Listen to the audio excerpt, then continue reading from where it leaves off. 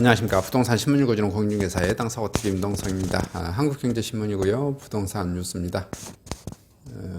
현대아산이 부천 소사역에 현대 프라이스 소사역 더 프라임 아파트 분양하는 것 같아요. 주상복합 아파트고요. 역세권 아파트라 뭐 좋아 보이네요. 그 다음에 현대건설이 전북 무안의 최초 수전에 기반한 수소 생산 기지. 이게 좀 부동산 뉴스는 좀 아닌 것 같은데. 자, 흑우 고분양가 심사제 개편한다겠다 합니다. 아파트 분양가 상승이 불가피할 것이다. 그 다음에 성년 서울 초고가 아파트가 9,800억 원, 작년에 3배 이상 되어졌다고 하네요. 그 다음에 세종서 한양이 뭐 국가시범 도시 스마트시티 건설을 주도한다고 그러고요. 그 다음에 윤정부 포유시의 인하 공약 이행 가속, 내년 공시 가격을 개편하겠다라는 소식입니다. 그 다음에 매일경제신문이고요. 부동산 파트인데 청담동 더 펜트하우스 145억 역대 아파트 최고가입니다. 그리고 뭐 10일부터 여러 개 영상공 시범 개방하고요. 서울시 둔촌 주공 중재안 제시하겠다고 그러네요. 고분양가 심사 기준 개편, 국토부 개선안고 대책 발표하겠다. 분양가 가격은 계속 올라갈 수밖에 없는 것 같고요. 그 다음에 세금, 여기에 한번, 현재 뭐 윤석열 정부가 세금 부동산 세제 때문에 전 정부의 뭐 실정으로, 정권이 뭐, 근데 크게 이제 뭐 기여한 면이 있어서 국민들이 세금 많이 고민할 것 같아서 세금 소식 한번 전해보겠습니다. 국토부 공시가 개편 착수, 현실화율 로드맵 논란 커지자 시정부 사실상 전면 수정하기로 했어요. 지자체 공시가 권한 부여에 중앙정부 독점 권한을 견제 나섰습니다. 정부가 공시가격 현실화 계획에 대해 전면 재검 적극한 것은 기존 현실화율 로드맵에 따라 공시가격 상승 속도가 지나치게 빨라 국민 부담이 가중됐다는 비판에 직면했기 때문이고요. 아울러 중앙정부가 일방적으로 결정하던 공시가격 조사와 조정에 대해 지방자치단체도 참여의 권한을 행사하는 방안을 검토하기로 했습니다. 원희룡 국토교통부 장관이 제주도 시절 국토부가 주도했던 공시가격 책정이 잘못됐다며 공개적으로 비판했는데 이 같은 분위기를 반영한 조치로 보입니다. 11일 국토부 관계자는 2020년 현실화 로드맵 수립 당시에는 시세 불변을 가정하고 현실화 목표를 세웠습니다. 시세는 변함이 없고 현실화율만 올렸을 때 어느 정도 세부담이 있을지만 고려했다면서, 그러나 최근 2년 집값이 너무 많이 올라 국민 부담이 커졌다면서 개편 배경을 설명했는데요. 국토부는 이번 연구용을 통해 공시가격 현실화 최고율 속도를 늦추는 세부적인 방안을 검토할 계획이고요. 시세의 90% 설정되는 현실화율 목표 자체를 낮추고 목표 달성 시기를 더 연기하는 구체적인 방안이 나올 예정이고요. 개선안은 내년 공시가격부터 반영되고요. 이번 연구 영역을 통해 탄력적 조정장치 도입 여부를 검토하는 이유 역시 급격한 세부담 증가를 미연에 방지하기 위해서고요. 탄력적 조정장치란 집값의 급등 또는 급락기 상황이 오면 그 해에는 공시가격 현실화의 재구분을 탄력적으로 조절하는 것을 의미합니다. 국토부 관계자는 최근과 같은 코로나19 상황에서도 경제위기 발생 시에는 수정된 현실화 계획이라 할지라도 조금 탄력적으로 조정할 필요가 있다며 탄력장치를 작동하는 세부 요건과 절차 연구 영역을 통해 검토해볼 계획이라고 말했고요. 기존 공시가격 현실화 로드맵에 대한 비판은 세부담 증대 때문만이 아닙니다. 공시가격이 크게 뛰면서 복지 혜택을 박탈당한 사례가 흔하게 발생되어 왔고요.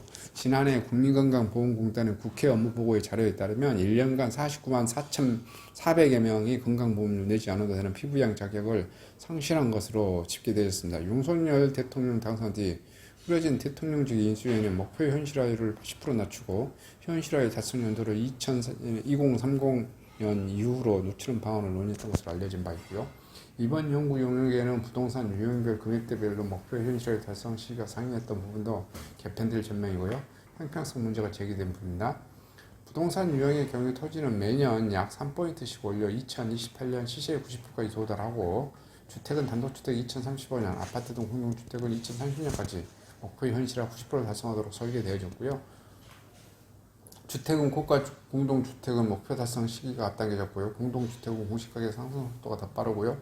시세 9억 원 미만은 2030년까지 10년간 매년 2% 현실화율 인상하지만 9억에서 15억 원 공동주택은 매년 3%씩 올려 2027년 15억 원 이상 고가주택은 2025년까지 공시가격 시세 90% 맞춘다는 계획이고요. 비싼 집을 보유할수록 공시가격이 오르는 속도가 빠른 시점입니다. 전동원 법무법인이 율촌 고문은 고가주택과 저가주택을 구분하고 이에 대한 인상폭을 미리 정해 공시가격을 인상하는 것 자체는 법적 근거가 없다며 헌법상 과잉금지 원칙과 평등 원칙을 훼손한다고 지적했고요. 이에 대해 국토관계자는 유형별, 가격별, 지역별 균형을 맞추기 위함이니 좀 더 정교하고 치밀하게 분석해 볼 계획이라고 말했고요. 공시제도 전반에 대한 개선 방안도 이번 연구용으로 포함됐습니다. 이 중에는 국토부가 독점하고 있는 공시가격 조사 산정, 결정, 감독, 독점적 권한을 지자체 일부 이양하는 방안이 검토되고요. 공시가격을 활용하는 67개 행정제도에 대해 공시가격이 아닌 다른 가격 기준을 적용할 수 있도록 살펴볼 예정입니다. 만약에 이게 지자체로 어느 정도 이양이 되고 지자체하고 협의를 하게 된다고 하면은 민주당이 그 과거에 속된 말로 개지랄 떨었던 지 마음대로 헤쳐렸던 이런 게 좀 불가능할 거예요. 왜 그러냐면 어떤 특정 지자체는 특정 정당이 되고 있죠. 예를 들어서 전라도는 민주당이 좀 많이 되고 있고 경상도는 보수당이 좀 많이 되고 있는데 어떤 민주당이 했는데 민주당이 세금을 왕창 때려 올렸어. 민주당도 동의를 해줬어. 근데 야당은 예를 들어서 지금 현재 민주당이 됐다고 가정했었을 때죠. 근데 보수당이 예를 들어서 경상도에서는 세금을 더 적게 내. 그러면 내가 정권을 만들어 줬는데 세금을 왕창 그는데 이런 쌍욕이 바로 튀어나오겠죠. 그래서 아마 이번에 그 현재 정권을 장악한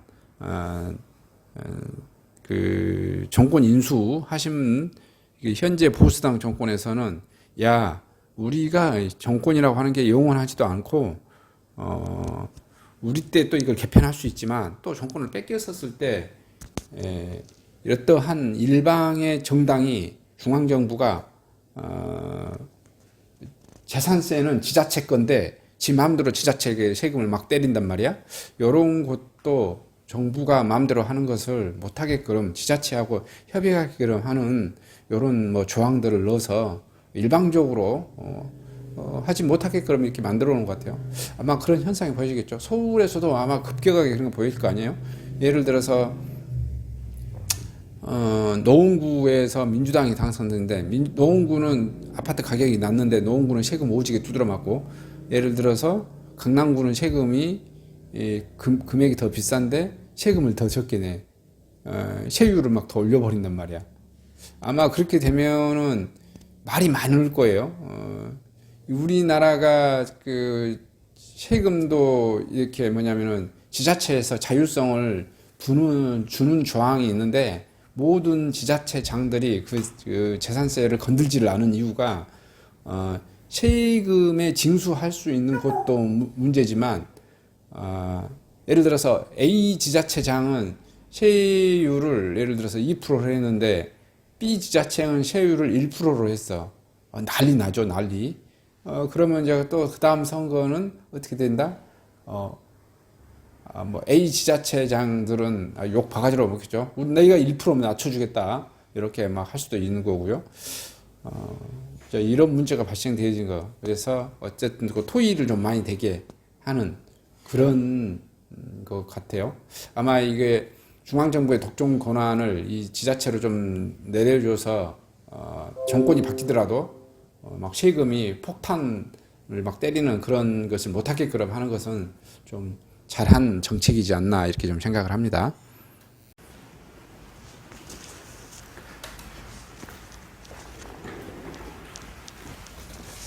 안녕하십니까? 저는 네이버 카페 빛깔한 혁신도시 카페를 운영하고 있는 카페직이고요. 카페 활동하고 있는 카페 부동산입니다. 나주 혁신도시에서 기반으로 하고 있습니다. 상가 토지 아파트를 전문적으로 하고 있고요. 또 삼성화재도 같이 활동하고 있습니다. 상가 통해서 임대차 매매하신 다음에 화재보험 같이 가입하시면 중개수수료 절반 정도 할인해 드립니다. 그리고 삼성화재의 그 의료실비, 운전자 보험, 자동차 보험, 화재보험, 적금, 치아보험, 연금보험, 상해보험, 통합보험, 자녀보험, 간병보험, 당뇨보험 이런 것도 모두 한꺼번에 취급하고 있습니다. 보험을 또 가입하게 되시면 또 이렇게 저를 통해서 상가 이렇게 임대차 내시고 하시면 네이버 카페 빛가람 혁신도시 카페에 홍보를 해드리고요. 유튜브에도 이렇게 홍보를 해드립니다. 그리고 이벤트 행사를 해서 여러분의 매장에 손님들이 찾아갈 수 있도록 이렇게 해드리고 있습니다. 물론 이벤트 비용은 제가 부담해 드립니다. 저를 통해서 많은 사업 같이 윈윈할 수 있도록 도움을 주셨으면 감사하겠습니다.